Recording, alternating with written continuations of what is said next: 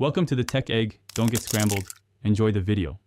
Gather 3 essential items before starting.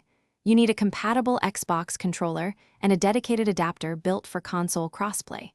Also prepare a USB-C or USB-A cable compatible with the adapter.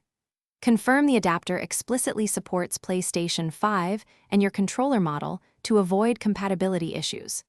Charge the controller to at least 30% before connecting to prevent interruptions.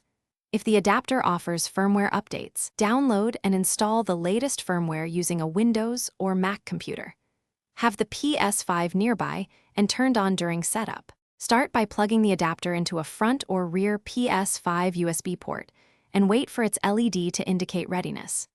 Connect the Xbox controller to the adapter using the supplied USB cable, or follow the adapter manual to pair via Bluetooth if it supports wireless mode.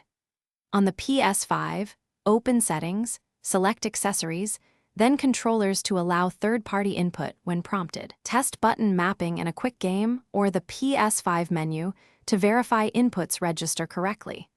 Reconnect cables if any input fails to register immediately. If you experience input lag, switch to a direct USB connection and avoid adapter wireless mode to reduce latency. Update the adapter firmware and the Ps5 system software to the latest versions to resolve compatibility or stability problems.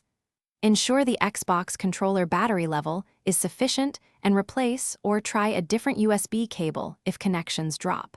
Use a front USB port first, then test a rear port if needed to isolate port issues. Keep a wired Xbox headset disconnected during testing to avoid audio conflicts. Thanks for watching. Consider subscribing if I helped unscramble your problems.